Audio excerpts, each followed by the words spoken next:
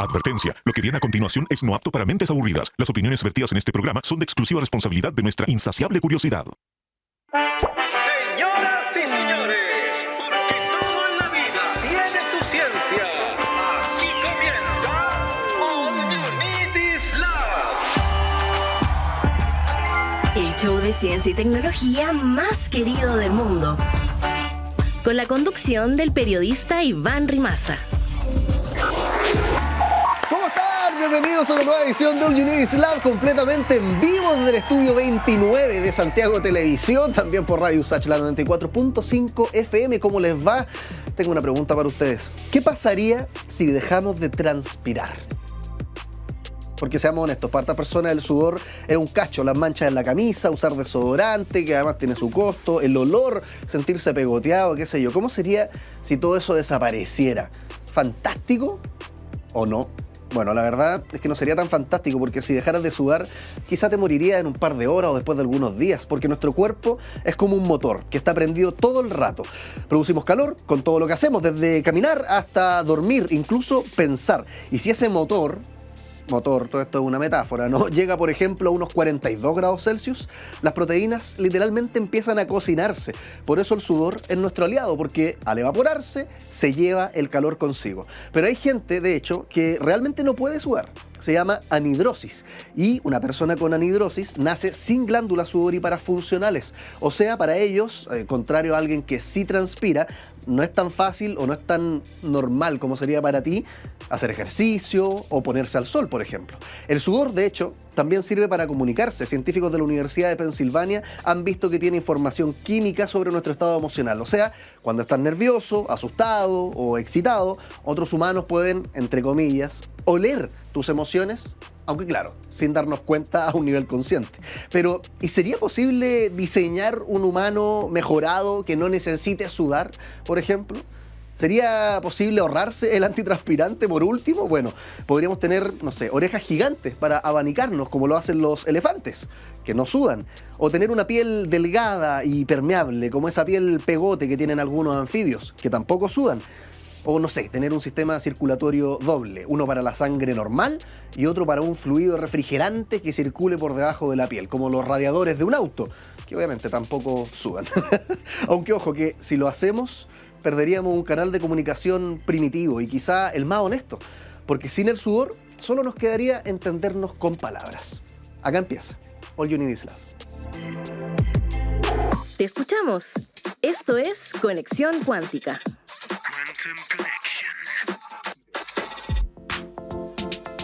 Tus 15 segundos de fama comienzan acá. La idea es que tú comentes e interactúes para que todo lo que nosotros subimos a nuestras redes sociales no se quede en un triste vacío y en la invisibilidad, porque si un árbol cae y nadie lo escucha, ¿cayó ese árbol realmente? No lo sabemos. Entonces, si tú comentas, de alguna manera haces que nuestros reels existan. Por ejemplo, y son bien interesantes también. ¿Ha visto que todos los semáforos tienen unas cajas amarillas, unos botones que uno aprieta para poder cruzar? Ya.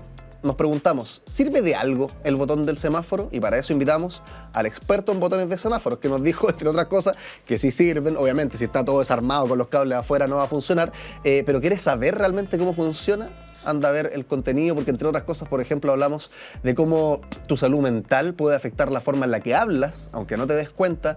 ¿Cómo en Chile hay o no hay justicia? ¿Qué dices tú? ¿Cuál es el candidato más fome? ¿Cuál es el candidato más chistoso? ¿Cómo se junta el humor? Hablamos con un investigador del humor. ¿Cómo se junta el humor con la política? ¿Cómo puede usarse para ganar más votos? ¿Cómo lo han usado acá los candidatos incluso para ganar más votos? Bueno, todo eso no te va a dar las respuestas, las tienes que ir a ver. Hay un QR, de hecho, abajito a la derecha, que puedes escanear con tu celular y te va a las redes sociales: Santiago TV, Radio USACH, Diario USACH y USACH Oficial. Lo último que subimos fue la siguiente pregunta a propósito de lo que dijo el presidente Boric hace un tiempo. ¿El aborto debería ser legal en Chile? Y conversamos con una experta en bioética y derecho también desde Argentina, que de hecho tienen una legislación muy parecida a la que está proponiendo el gobierno actual. A ver qué es lo que comentó la gente. Sí, debería ser legal, dice alguien. ¿Dónde queda la libertad del individuo que tanto pregonan desde la derecha? Otra persona manda aplausos, manda unas manitos. Otra persona comenta, sí, debe ser legal. De hecho, la respuesta de nuestra invitada era justamente eso, porque es un avance en derechos reproductivos y que también protege la vida de las personas con menos recursos. Nos explicaba también cómo la Corte Interamericana del Derecho nos dice también que la anidación o la implantación generalmente se considera como el inicio de la protección de la vida desde el punto de vista jurídico, es decir, no parte desde la fecundación. Bueno, hay varias otras cositas que tú puedes ir a revisar ahí al reel. Interesante la conversación que tuvimos con Noemí Rempel desde Argentina. Otra persona acá, mira, piensa totalmente lo contrario a los comentarios que le acabo de leer. El aborto libre, dice, es un asesinato agravado por el vínculo, punto. Mira, bien drástica la postura y va contrario también a lo que nos decía nuestra invitada, ¿no? Porque el aborto no es un asesinato, de hecho, por eso te decía, lo de la implantación, la ley no reconoce persona jurídica antes del nacimiento, entonces no se puede hablar legalmente de un asesinato, y finalmente decidir sobre el propio cuerpo no es un crimen, o no debería serlo, sino que la idea es que sea un derecho. Y como nos decía Noemí también, no tanto aborto o no aborto, ojalá no fuera esa la discusión, porque por supuesto para nadie es un agrado abortar, sino que ojalá la decisión, o sea, el debate y la verdadera reflexión fuera embarazo o no embarazo. Una educación sexual, como lo hace Holanda, de hecho que Holanda tiene hasta las 24 semanas su legislación de aborto, pero después de décadas de una educación sexual potente, desde incluso la preescolaridad. Así que interesante el debate, por supuesto, como se dan cuenta ahí en los comentarios, hay posturas para todos lados y acá los leemos. Tienes tus 15 segundos de fama. Sigamos con más All You Need Is Love. Y ahora, ¿quién podrá explicarnos? Vamos a conversar sobre las cabritas y en realidad más que eso, sobre el maíz, porque tanto tiempo que llevamos comiendo choclo y la verdad es que el choclo no ha sido siempre igual. Vamos a conversar sobre esto con Alejandra Vidal, ella es doctora en ciencias biológicas, también profe ahí en la Escuela de Astrontología de la Universidad Católica. Alejandra, nuestro público te da un aplauso, muchas gracias por estar acá. Muchas gracias por la invitación y por el interés también. Oye, Alejandra, yo partí hablando de las cabritas porque la verdad es que se hizo viral en las redes sociales, viral en los círculos científicos y de quienes nos interesa, claro. Evidentemente. No, Mr. Beast no está mucho más viral. Todavía no nos conoce. Pero se hizo viral un video en el que tú muestras una cabrita, que es milenaria, dicen ustedes, 1500 años más o menos. Antes de entrar en esa conversación de la cabrita, quería saber cómo encontraron esta cabrita, porque entiendo, como conversamos de hecho antes de la entrevista, que esto es como la punta del iceberg de una investigación mucho más grande. Sí. Esto comienza en los años 2004-2005, si mi memoria no me falla, con investigaciones de Fondesit, investigaciones que están auspiciadas, patrocinadas por el Estado de Chile, en el contexto de hacer arqueología de espacios domésticos en la región de Tarapacá, que es donde nuestro grupo de investigación se ha situado durante los últimos 20 años. Y ahí nos empezamos a interesar porque veíamos una gran cantidad literal de mazorcas, de choclitos, de granitos que aparecían en los contextos de cocina, en los contextos de basura de los grupos que habían habitado esos territorios hace 1500, 1000 años atrás. Y empezó entonces nuestro interés en tratar de entender cómo era que se habían primero cultivado estos maíces, qué tipo de maíces, las fechas y obviamente también interesarnos detrás de los grupos humanos que estaban realizando estos cultivos en lugares que hoy en día son completamente desérticos. Y eso nos parecía muy atractivo. Cómo se había desarrollado una agricultura del maíz tan potente hace 1500 años en lugares en que hoy en día ya prácticamente no hay agua. ¿Qué tan importante era en la dieta ese maíz? ¿Qué tanto choclo comían, por decirlo en palabras? ¿Cuánto choclo comían? Comían bastantes, pero no siempre fue así. Al comienzo, hacia los 1500 años antes de nuestra era, antes del presente. Antes de hoy, no antes de Cristo. Hoy, antes de hoy, es decir, retroceder hace 1500 años. O sea, eso es más o menos en el año 500. 500 AC, tú, si lo queremos llevar en términos de AC, de C. La gente tenía choclos, pero no comía mucho.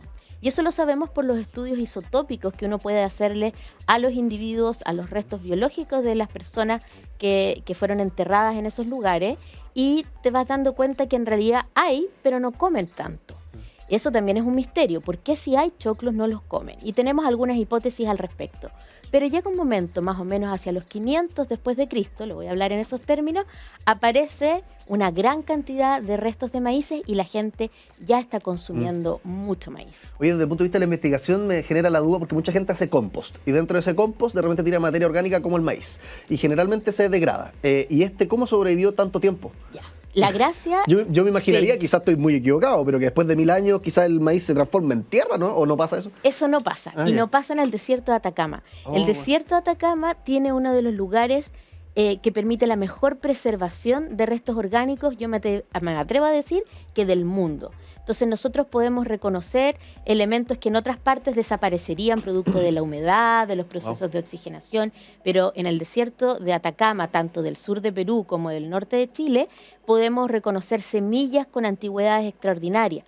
Todo el mundo de las momias chinchorro, si ustedes bien han escuchado hablar de estos procesos artificiales de momificación, hay todo un museo, precisamente se conservan por la momificación artificial, pero también por la sequedad, que permite que en el fondo se pierda rápidamente la humedad y los elementos orgánicos entonces se preservan. Claro, por decirlo como en vulgar, no aparecen bichos. O aparecen bichos, pero se secan también. Es bien impresionante los procesos, nosotros denominamos procesos tafonómicos para hablar todo lo que sucede después que algo ha sido depositado en la tierra y empiezan sus procesos de degradación. Eso en el norte grande de Chile no ocurre.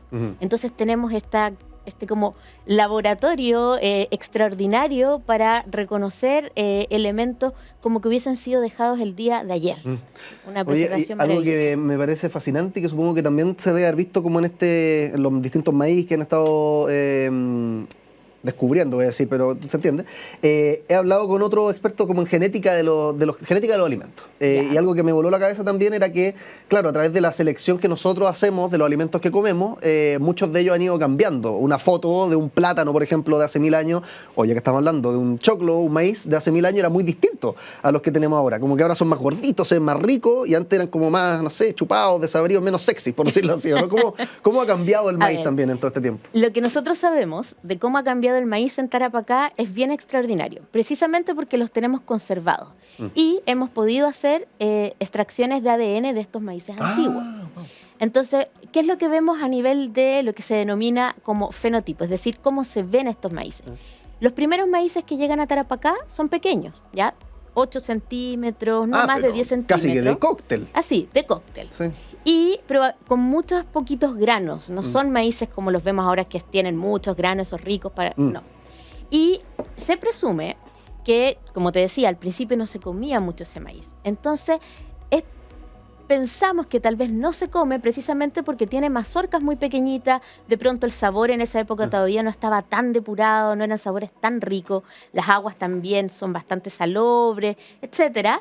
Y a lo mejor los tenían entre sus cultivos, no para comerse las mazorcas, sino para comerse los tallos, porque los tallos de algunas variedades de maíces sí son dulces. Entonces, cuando uno los chupa, aparece como que fuera un panda con un bambú. Claro, un panda como un bambú, como una caña de azúcar. ¿Ya? Entonces, creemos que a lo mejor al principio estaba más orientado al consumo de estos tallos.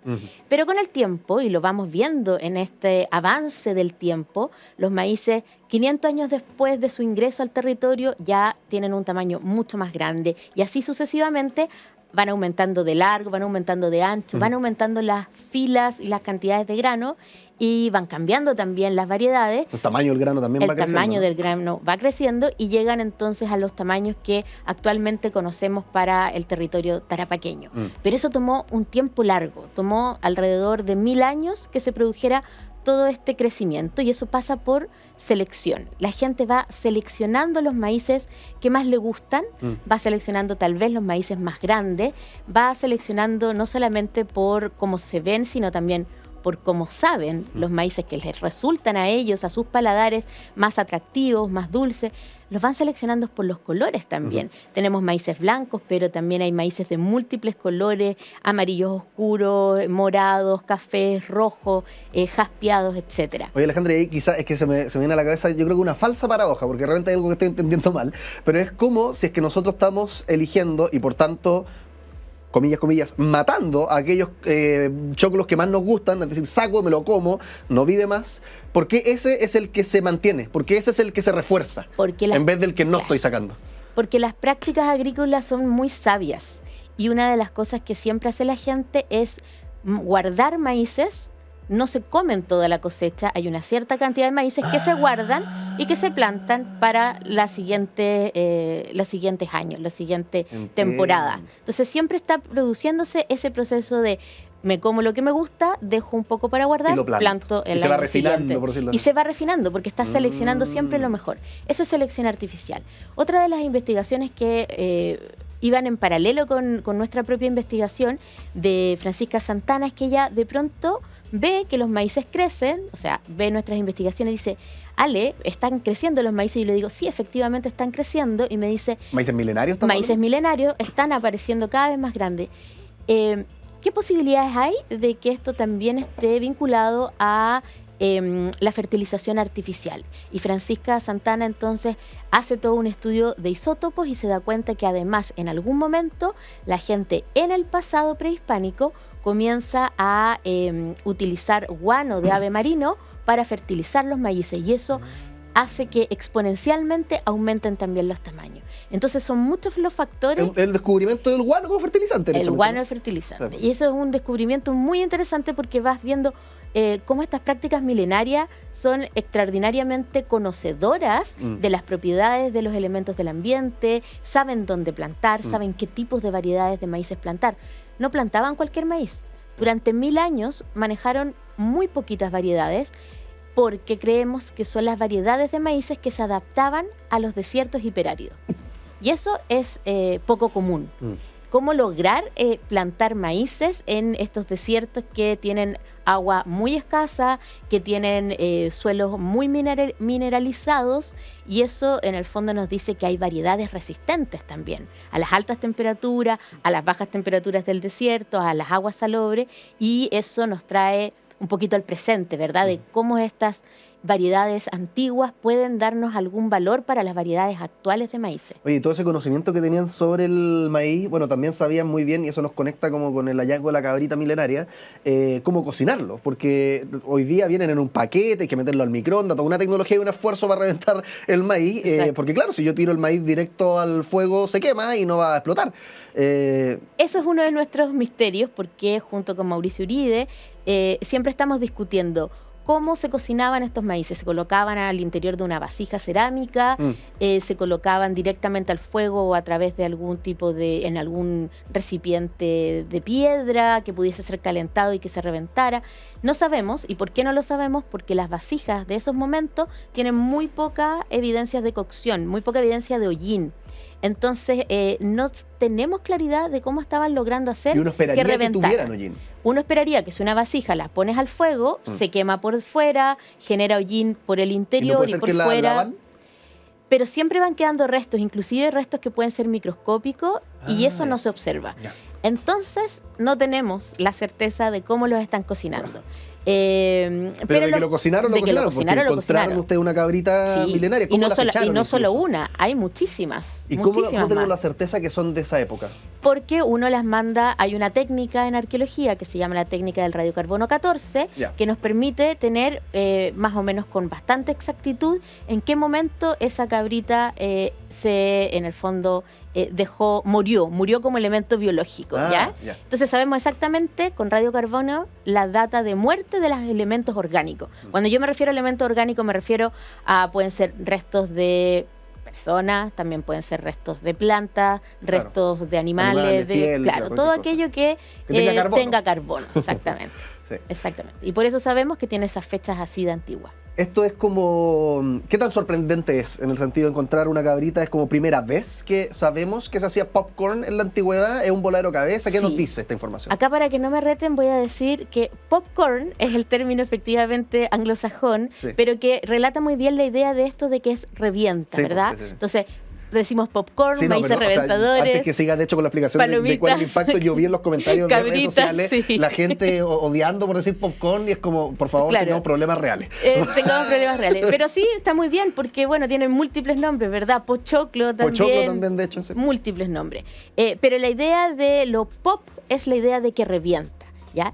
Y existen estos maíces reventadores en el sur de Perú, en varias partes también de América, también por supuesto en México, porque el maíz tiene una peculiaridad que no tienen las otras plantas, o no todas las plantas. El maíz es una invención humana, ¿ok? El maíz no está en la naturaleza de manera natural. El maíz incluso este chiquitito que parecía de cóctel que tú decías. Ninguno. Los maíces fueron inventados hace por lo menos 10.000 años atrás por grupos de cazadores-recolectores que habitaban América y que no sabemos muy bien cómo lo hicieron. Lograron transformar una plantita en México que se llama teocinte, y la transformaron a esto que hoy día conocemos como maíz. Entonces, ¿y ese teocinte era como un trigo, una cuestión así? ¿No? Era claro, es más parecido al trigo, es una espiga o tiene una mazorca única, tiene muy poquitos granos, no es muy comestible. Es más cercano a un pasto que un choclo moderno. Es mucho más parecido a eso. Claro. Y lo transforman. No sabemos muy bien cómo lo transforman, qué es lo que empiezan a cruzar. Pero en el fondo los seres humanos tuvieron esa capacidad extraordinaria de decir acá hay un potencial y crearon el maíz. Entonces el maíz es un invento de la humanidad. No es algo que estuviese naturalmente, valga la redundancia, en la naturaleza.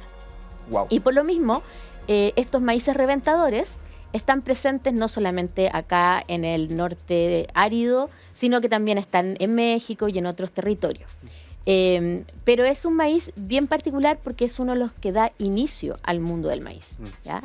Después fueron cambiando las variedades y hoy en día puedes encontrar maíces comerciales como los que encuentras tú habitualmente en las ferias, ¿verdad? Claro. Que son estos maíces dulces, el famoso maíz americano, como le denominan. Pero también hay otros maíces que son harinosos, que sirven para otro tipo de preparaciones. Así que es muy lindo todo ese mundo de la culinaria. Oye, Alejandra, te habrás dado cuenta, tenemos acá preguntas fascinantes, pero también tengo juegos. Y uno de los juegos... ¡Qué miedo! es esta ruleta. Ya. No hay que tener miedo, la verdad, porque no hay que tener habilidades, no va a salir nada. De hecho, yo siempre le digo a mi entrevistado, la única habilidad que se requiere para poder ganar estos juegos, es haber estado invitado a este programa. Muy bien. Porque solamente aquí, Alejandra, hay preguntas que harían niños o niñas sobre lo que estamos hablando. El maíz... Esas son las mejores preguntas. Son las mejores preguntas. El maíz, esto allá con la cabrita, qué sé yo. Entonces, tratar de tomarnos en serio la pregunta, yo la voy a decir a la cámara, después te voy a dar el pase y tú la desarrollas. ¿Te parece? Giremos la ruleta entonces a la cuenta de 1, 2 y 3. Conversamos con Alejandra Vidal, investigadora de la Escuela de Antropología de la Universidad Católica, sobre el maíz. Y la ruleta se detiene casi en el color verde, pero en realidad en un color más bien rosado fucsia. A ver con qué se corresponde esta pregunta. ¿Qué vino primero, las cabritas dulces o saladas? Responde la experta. Las cabritas saladas. Sí.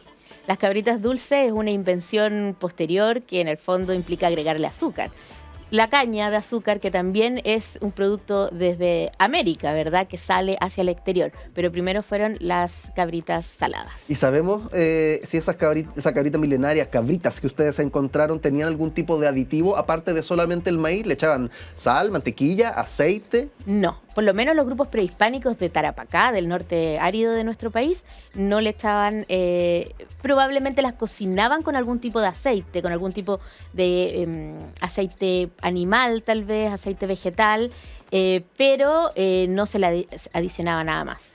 Las que hemos encontrado están tal cual como cuando uno las pone a cocinar en una olla de teflón. Ahí no necesitas echarle absolutamente nada, paso el dato, simplemente revientan, no se pegan, y las encontramos en ese mismo estado. Ahora, voy a ser sincera, nunca he probado una cabrita arqueológica, no me la he comido, pero por lo que vemos no tiene ningún tipo de otros aditivos. ¿Se podría en todo caso comer o no? ¿O se pudre a esta altura? Yo no me atrevería a comer algo que ha estado enterrado en la tierra por 1500 años. No lo considero seguro, pero bueno, si alguien se atreve, creo que no es una buena alternativa. Oye, Alejandra, y cuéntanos ya hablamos del choclo, las cabritas, pero cuéntame sobre las herramientas y los utensilios que encontraron junto con todo esto, porque tú hablabas del hollín en los dispositivos que se podrían haber ocupado para cocinar esto, que no estaba presente, pero ¿cómo eran estos dispositivos? ¿Cómo lo encontraron? ¿Estaban enterrados juntos, separados?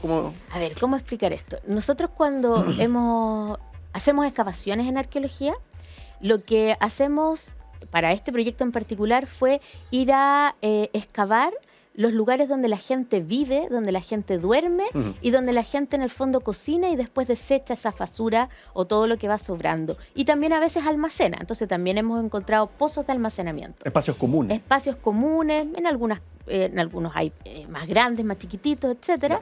Entonces lo que uno va encontrando al excavar arqueológicamente son, en estricto rigor, las basuras, los desechos que la gente fue botando, ¿ya? Eso es lo que uno encuentra. Y ¿cómo uno lo encuentra? entremezclado con otras materialidades que también han sido desechadas, como por ejemplo restos de fragmentos de vasijas cerámicas, restos de fragmentos de instrumentos hechos con piedra, restos de fragmentos de textiles que se rompieron y se desecharon. Entonces, generalmente hemos excavado ese tipo. Y hay momentos que también hemos tenido la suerte de encontrar el fogón, que es donde se cocinó, y ahí se puede encontrar algo mucho más como intacto, ¿verdad? Tal cual como fue quedando en el tiempo una vez que fue abandonado. Pero claro, no es que aparezcan solo los maíces, aparecen gran cantidad de otras materialidades. Claro. Aparecen restos de los animalitos que comían, restos de los peces, restos de moluscos, instrumentos que han sido también utilizados como adornos, etcétera. Entonces, es gran cantidad de materiales. Alejandra Vidal, investigadora de la Escuela de Antropología de la Universidad Católica, muchas gracias por estar en el programa. Nuestro público te da un aplauso. Muchas gracias a ustedes. Que esté muy bien, Alejandra. Nosotros seguimos con más, ¿les parece? All You Need Is Love. La máquina del tiempo.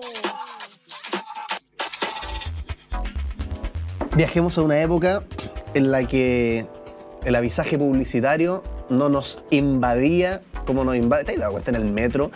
Que es como que está una voz arriba diciéndonos compra Coca-Cola, compra, aparecen entrevistas todas pagadas y nosotros mirando. Bueno, ¿cómo era la publicidad en la antigüedad? Grafitis, letreros en muros. Si es que viajamos a Pompeya o Roma, por ejemplo, en esos lugares se anunciaban abiertamente eventos, luchas de gladiadores, espectáculos, venta de garum. De hecho, googleé ahí de qué se trata aquello, como un tipo de publicidad directa. Habían pregones también, orales, es decir, gente que andaba gritando por las calles estos temas, carteles pintados también, pregoneros, pintores de señales promovían en esa época negocios, productos en calles concurridas, dado que la mayoría de las personas era analfabeta. Entonces, si yo te ponía compra Coca-Cola, no sé qué tanto efecto iba a tener si es que no lo podían leer. Señalización de tiendas y tabernas también era clave en la antigüedad, con símbolos o mosaicos, alertaban a los transeúntes sobre hospedaje, pero de nuevo, simbología generalmente más que grandes eslóganes o frases publicitarias. Y generalmente también eran servicios del tipo hospedaje, comida. Se empezaron a etiquetar en algún momento ánforas, mosaicos publicitarios, el Titulus Pictus y los mosaicos de Casa de Garum eran usados como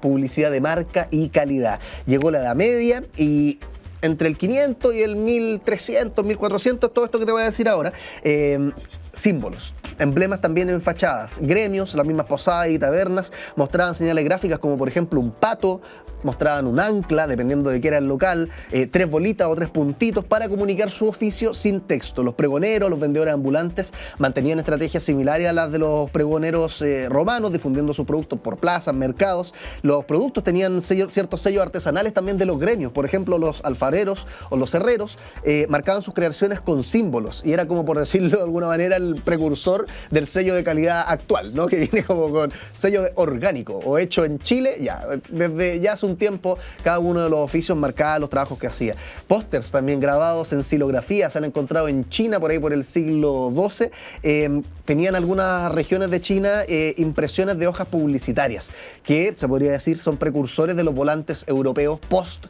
señor Gutenberg, ¿no? Después de la imprenta. Y en la actualidad, desde que apareció justamente el señor Gutenberg por ahí por el 1450 en adelante, nacieron los folletos, anuncios en periódicos y revistas, publicidad exterior, medios de masas también entre el siglo XIX y el siglo XX. Llegaron carteles, vallas, marquesinas, la radio y la televisión para propaganda masiva. Por supuesto, ya el texto llegó para quedarse. Se digitaliza, se segmenta, la llegada de internet, de redes sociales y publicidad segmentada, es decir, basada en datos, basada en algoritmos, cambió completamente también el modelo publicitario. Ya no basta con una gigantografía genérica que apela a un gran público. Ahora te llega el celular personalizado para ti. Inteligencia artificial, por supuesto, está totalmente metida en esto. Hay herramientas con IA que generan creatividades, que optimizan titulares, detectan audiencias y automatizan campañas digitales. Imagínate, pasar desde un graffiti en una piedra, que no era ni un tipo de texto, o una persona gritando, a que te llegue básicamente una publicidad personalizada a tu celular que ojalá te pegue en el talón de Aquiles. Esa es como la idea del algoritmo. Ojalá pegarle en el punto débil y sacarle un poquitito de dinero a esta persona. Así ha cambiado la publicidad en esta máquina del tiempo. ¿Te parece que hago una pausa y volvemos con más? All You Need Is Love. Hagamos la corta. Ciencia al paso.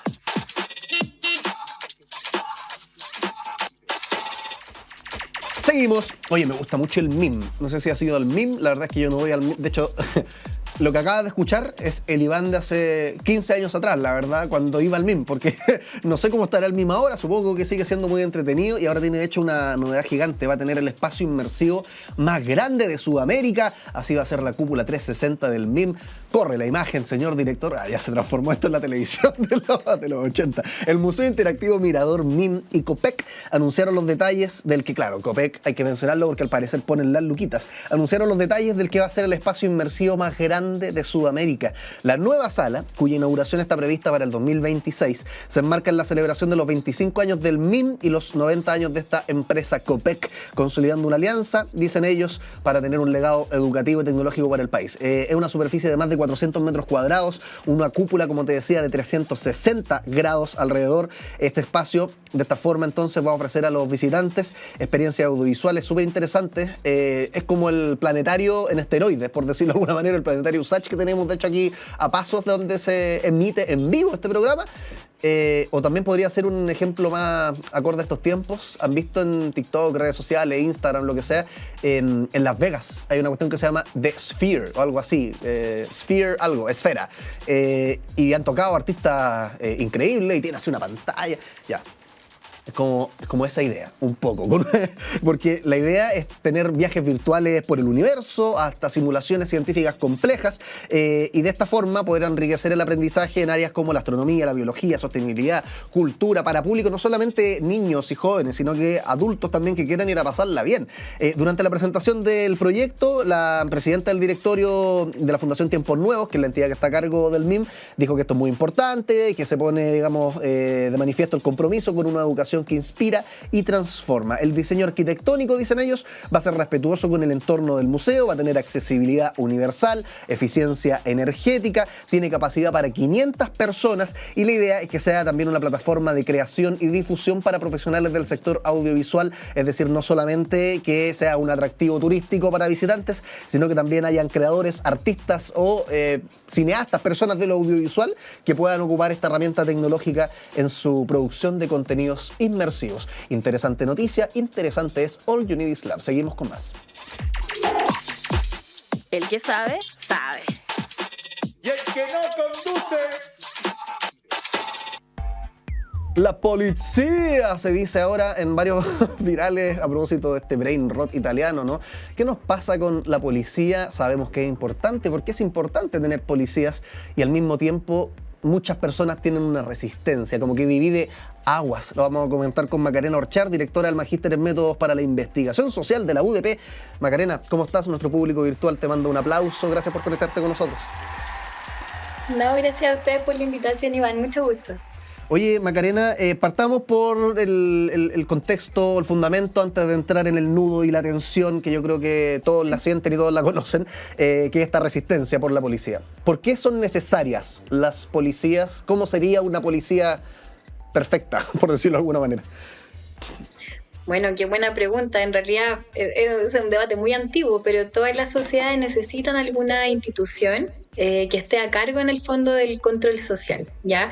Eso quiere decir que es natural, ¿cierto?, que en todas las sociedades hayan situaciones ya sea de crimen, de conflicto, de desorden público, que se requiere algún ente, ¿cierto?, que esté a cargo del uso legítimo, esa palabra es muy importante, de la fuerza, es decir, que puedan ejercer eventualmente control o castigo de manera legítima. En una sociedad democrática eso es deseable. Ahora, lo que es deseable es que esa policía también sea legitimada por la población. Eso quiere decir que estamos dispuestos a obedecerle a esa policía. En eso consiste en el fondo la legitimidad, en que tú reconoces esa autoridad y estás dispuesto a obedecerla sin que de hecho sea necesaria la fuerza. Esa es la parte interesante del concepto de legitimidad.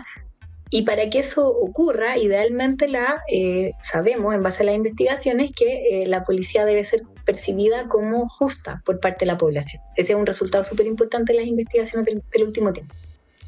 ¿Qué sería una policía justa y qué sería una policía injusta? Bueno, esa es una pregunta también muy interesante, porque uno ahí tiene que preguntar justicia en términos de qué. Lo que nosotros hemos visto en las investigaciones es que lo que más afecta la percepción de que las policías son legítimas, es decir, que debemos obedecerlas, es lo que se llama la justicia procedimental. La justicia procedimental refiere a que las personas perciban que las policías, en este caso carabineros, por ejemplo, en el caso chileno, tratan a todos por igual. Y que son justos en sus procedimientos, es decir, que los procedimientos que utilizan lo hacen no de manera arbitraria, sino que siguiendo los protocolos y no en el fondo haciendo distinciones, por ejemplo, en función de criterios socioeconómicos, etcétera, ¿no? Entonces, lo que hemos observado es que cuando hay una sensación de que las policías son justas en sus procedimientos, también aumenta su legitimidad, es decir, aumenta la percepción de que debemos obedecerle simplemente porque cumplen un rol y porque reconocemos su autoridad. Esta conversa es súper interesante porque en el fondo tiene que ver con reconocer que tienen derecho a detentar la autoridad que les hemos conferido en el fondo como sociedad, como Estado, etcétera. Ahora, yo te decía al principio cómo sería entonces una policía perfecta, una policía que sea respetada, una policía... Pero creo que mi pregunta era un poco engañosa en el sentido de que de repente no hay una policía perfecta para todos los países, ¿no? Porque yo veo de repente, y comentábamos de hecho acá con otros entrevistados, la situación de El Salvador, que no voy a decir que están todos felices con cómo son las policías en El Salvador, pero sí se puede decir que a nivel de sociedad decidieron tener quizá una policía mucho más, no sé, brígida, lo voy a poner en términos vulgares, que otras policías en sociedades que de repente no han decidido renunciar a tantos derechos. ¿Qué es lo que pasa como con esa vara y cómo cada país o cada sociedad al final pone como su propio estándar de lo que es la buena policía? Es súper interesante lo que estás planteando. O sea, hay como mucho por donde cortar acá, ¿ya? Porque de partida hay muchas policías a veces en una misma sociedad, ¿cierto? Por ejemplo, en el caso chileno tenemos a los carabineros, tenemos a la PDI, pero incluso en el contexto de carabineros también tenemos carabineros con distintas funciones, ¿cierto? Entonces a veces lo que esperamos, por ejemplo, de las fuerzas especiales puede ser distinto a lo que esperamos de, no sé, el carabinero que controla el tránsito. Entonces, de partida hay que pensar que hay distintas policías y hay distintas como expectativas probablemente con respecto a todas ellas, ¿ya? Uh-huh. Pero tú ponías el punto como de qué es la policía perfecta y tú mencionabas el ejemplo de El Salvador y dijiste la palabra brígida, que en términos como más académicos podríamos pensarlo como cuán empoderadas queremos que estén las policías, ¿ya? Sí. Y es una discusión interesante. De hecho, hoy en día hay una discusión en curso en la sociedad chilena en torno a cuán empoderadas queremos que estén las policías. Y en ese sentido lo que yo diría es que lo que esperamos de las policías no solamente tiene que ver con el país, sino que también tiene que ver con el momento del país. Y en ese contexto es muy relevante entender el nivel de miedo que las personas sienten. Hoy estamos en un momento en que la población está muy asustada. Entonces, cuando el miedo aumenta, también aumenta ese deseo de que la policía esté empoderada, porque en el fondo estamos pensando en una policía empoderada para atacar a algo que nos parece amenazante, que es como, por ejemplo, un delincuente, potencialmente un narcotraficante, etc. Pero si tú lo piensas, es muy distinto al juicio que se hacía sobre las policías, por ejemplo, en el periodo del estallido social, que más que pensar como en un delincuente, un narcotraficante, estábamos pensando en cómo la policía se relacionaba con un protestante, ¿no? Con una persona que protestaba, ¿no? En el espacio político, ¿no? Entonces, es súper interesante porque la expectativa va variando también en función de quién pensamos que es como el otro con el cual tiene que pelear esa policía. No sé si me explico, ¿cierto? Es distinto a mi juicio si estoy pensando en un delincuente, así estoy pensando en una persona que va a protestar a la calle a exigir un derecho, ¿cierto? Claro, ¿qué percepción tenemos de la amenaza? ¿Qué percepción tenemos de la amenaza moldea cómo queremos enfrentar esa amenaza? Totalmente. Entonces, lo que nosotros observamos es que hoy en día, en general, hay mayor disposición a que la policía esté empoderada porque hay mucho temor. Y cuando hablo de empoderamiento, estoy hablando, por ejemplo, de mayor disposición a que la policía utilice armas, por ejemplo, a que use esa arma con un protocolo quizás menos exigente que el que en general tienen las policías. Las policías tienen protocolos bien exigentes, se supone que el uso de la fuerza debe ser gradual, ¿cierto? Y hoy en día hay mayor disposición a que a lo mejor esas armas se usen más rápido, estoy hablando a nivel de las percepciones, ¿cierto? Mayor también disposición a castigar severamente a quienes atentan contra la policía, o a quienes ponen en riesgo la seguridad de los propios policías.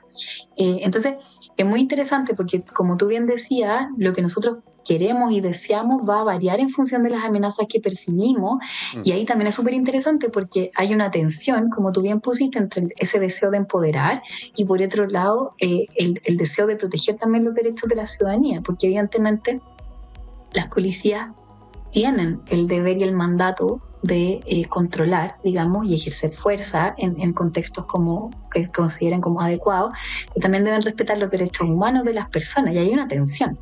Y tú pusiste el caso de El Salvador, es muy claro, ¿no? Efectivamente ahí hay un modelo hiper punitivo, ¿cierto? Pero hay bastante duda con respecto al respeto a los derechos humanos en ese contexto, porque lo que no nos tenemos que olvidar es que las personas que cometen delitos, por muy terrible que nos parezca ese delito, esa persona no deja de ser un ser humano con derechos. Y todos nos podemos ver enfrentados en una situación, de hecho, de contravenir una norma, obviamente unas más graves que otras, pero no sé, a lo mejor algunos hemos tenido algún parte o no ha pasado algo así que a lo mejor es menos grave, pero no esperamos que se suspendan nuestros derechos por eso, ¿cierto? Entonces, las personas tenemos derechos que no se suspenden por haber cometido una falta o por ser sujeto de sospecha en el contexto de una falta, porque a veces tampoco es cierto, se sabe todavía si eres culpable o no, en fin. Entonces hay una tensión entre empoderamiento, amenaza, miedo, derechos, que es bien interesante en este ámbito. Ahora, entremos en cómo se va fracturando la relación que tiene la gente con la policía. A propósito también de lo que decíamos, cómo nuestra percepción de la amenaza moldea la forma en la que vamos a enfrentar esta amenaza, o a los malos, por decirlo de alguna manera, estos otros que construimos en nuestra cabeza. ¿Qué es lo que generalmente invita a una sociedad más cohesionada, por decirlo así? ¿Qué es lo que funciona mejor? Porque hay gobiernos que dicen, y de hecho se le ha escuchado de repente a este gobierno decir como hacer una distinción muy clara entre lo que es la percepción de inseguridad y la data. Entonces dicen, entendemos que hay una percepción de inseguridad, pero, y al final pareciera que el principio rector para que las policías vayan cambiando es más la data. Pero hay otros, y de nuevo podríamos volver a El Salvador, que claro, están las maras y es muy grave la situación, pero pareciera que el principio rector no es tanto la data, sino que más bien la percepción de la gente, darle a la gente lo que calmar el miedo. ¿Por dónde debería ir? ¿Cómo se logra un balance entre la data y la percepción? Sí, es que en realidad lo que pones es un dilema, un súper buen dilema, y es difícil de resolver. Yo creo que los decisores públicos, mi impresión es que toman en cuenta la data, pero también tienen que tomar en cuenta las percepciones, porque de hecho el debate político está moldeado muchas veces por las percepciones. Entonces, efectivamente, como tú dices, hay que abordar ambos. Yo siempre digo, a pesar de que esa distinción entre como la data y lo subjetivo es una distinción correcta, a mí igual me produce a veces un poco de conflicto, porque a veces cuando lo ponemos así, pareciera como que estamos desmereciendo un poco la subjetividad de las personas. Y la subjetividad no es solo una sensación, también es experiencia, ¿ya? Entonces, claro, efectivamente puede que comparativamente con otros países del mundo, Chile tenga como niveles de criminalidad más bajos, pero el hecho de que, o sea, igual han subido la violencia, al menos en los delitos, eso lo sabemos, y independientemente de que sea un poco por la data, un poco por la subjetividad, el hecho es de que la experiencia de la persona ha cambiado. Por ejemplo, yo siempre comento, no sé si lo has visto, pero se habla mucho, por ejemplo, de lo vacío que está Santiago en la noche, esto que la gente tiene más temor de salir, la gente en las casas está como con una conversación muy temerosa, o sea, la experiencia igual ha cambiado. ¿Me entiendes algo? No solo subjetividad, la gente ha dejado de hacer cosas, la gente ha cambiado su rutina, la gente va al paradero acompañada o deja de salir de noche, sobre todo las mujeres. Entonces, hay cambios que son experienciales, que son relevantes de atender. Entonces yo pienso como alguien que toma decisiones de política pública, igual atiende a todos esos fenómenos y debe buscar cuál es como el justo balance, ¿no?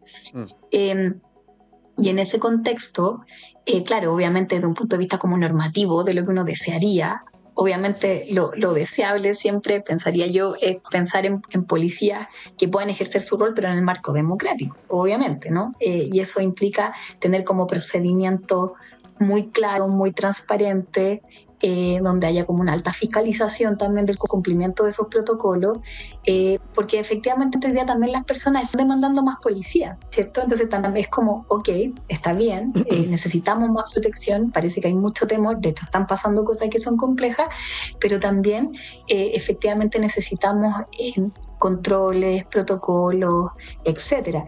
Y ahí también yo creo que algo que como que es relevante también es pensar un poco también en la cobertura mediática que se le da al tema policial. Yo creo que ahí también tenemos desafíos, ¿no?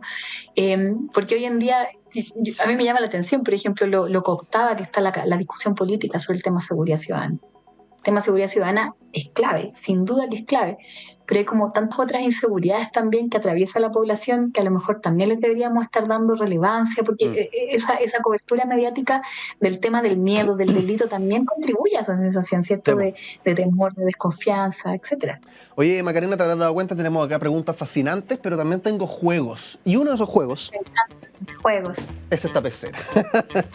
Tenemos muchos papelitos aquí, Macarena, y cada uno de estos papelitos nosotros le decimos factos, que son frases reduccionistas, provocadoras sobre lo que estamos hablando. De repente puede que aparezca acá una burrada que yo voy a leer a la cámara y tú tienes que aclarar si es que es totalmente equivocado, si es que está correcto, decirme que está lo correcto la frase y también profundizarla, y fíjense que tiene algo de cierto y algo de mentira, bueno, ahí entrar a matizar y poner, ¿cómo se dice?, la pelota en la cancha, ¿no? Tal cual.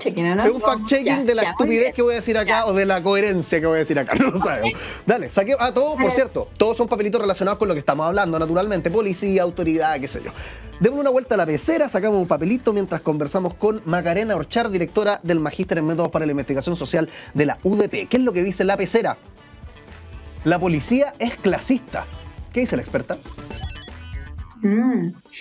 Bueno, lo que dice la experta es que la policía, efectivamente hay una percepción en la ciudadanía de que tiende a tratar mejor a las personas de estratos altos que a las personas de estratos bajos.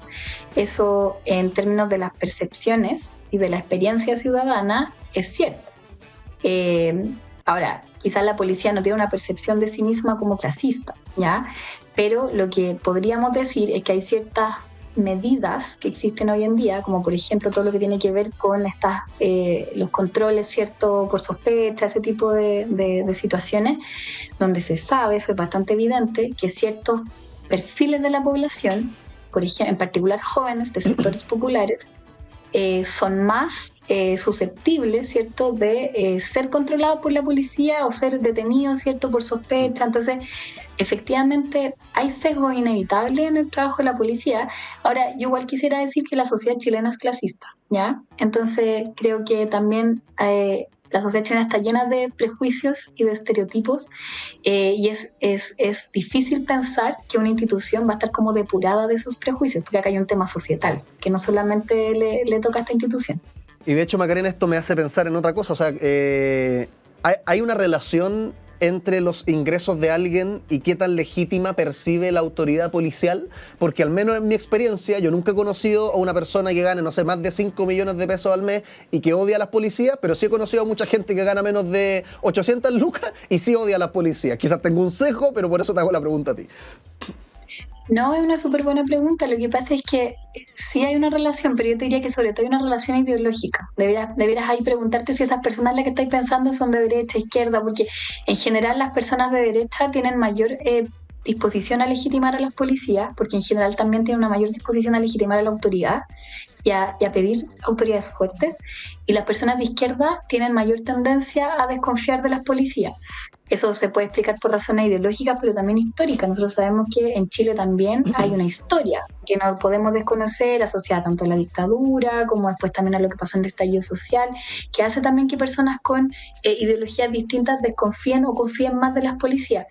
Ahora bien, igual ojo, porque hoy día hay tanto temor en la población que incluso personas de izquierda, de centro, no solo personas de derecha, tienen un deseo de empoderamiento, y eso es bien interesante porque el miedo es muy transversal. El miedo no tiene clase, el miedo está muy transversalizado.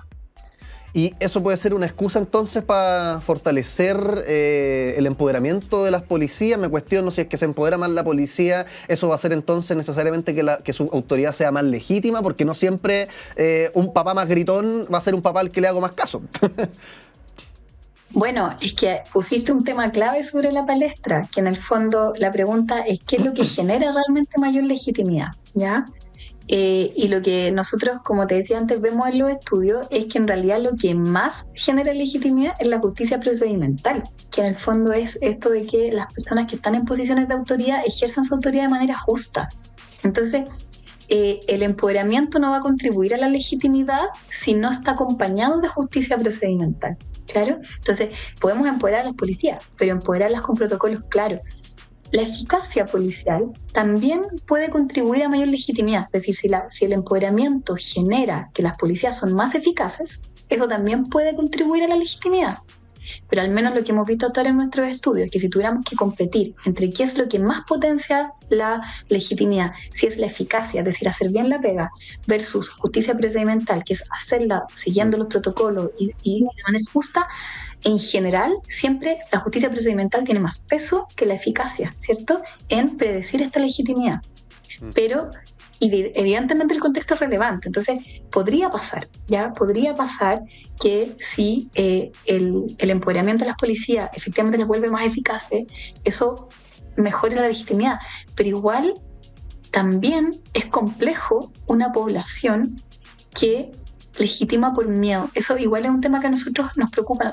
Yo trabajo en el marco de un observatorio, el Observatorio de Violencia y Legitimidad Social, donde varios colegas estamos pensando sobre estos temas, y nos preocupa que la legitimidad sea por miedo, que es distinto legitimar a la autoridad porque tú crees que la autoridad hace lo correcto, o porque tú crees que la autoridad te representa, a simplemente porque tienes miedo a que esa autoridad en el fondo te castigue si tú no sigues sus directrices, ¿no?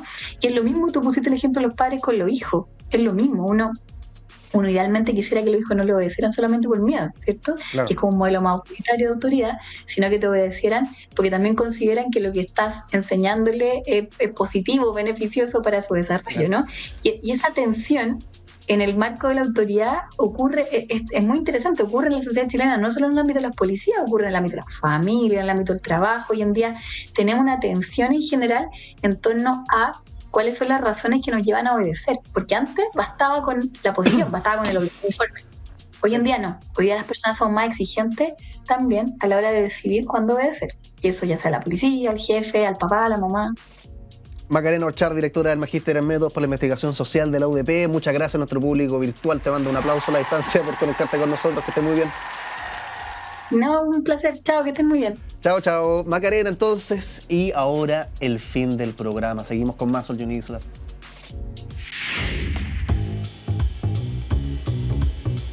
O casi el fin del programa, en realidad, porque yo te tengo que recordar un poquitito algunas coordenadas. Por ejemplo, hoy día estuvimos hablando sobre la transpiración, el sopeo. ¿Qué pasaría si dejamos de transpirar? Bueno, sería un gran problema porque la transpiración ayuda a que regulemos nuestra temperatura interna. Entonces, si no tuviéramos transpiración, nos moriríamos de calor, probablemente. O tendríamos que buscar otra alternativa. Yo te decía, tener orejas gigantes como los elefantes, paletearnos y ventilarnos, no sé, tendríamos que buscar otra solución. También hablábamos sobre el choclo. En realidad, las cabritas. Encontraron cabritas milenarias, 1500 años. Una cabrita encontrada en el norte de nuestro país, que nos dice aquello sobre el consumo de maíz, de choclo, no solamente en este país, sino que también en el mundo entero. Puedes revivir la conversación con nuestra entrevistada. Y recién estábamos hablando sobre las policías. La policía, como se escucha hoy día en las redes sociales.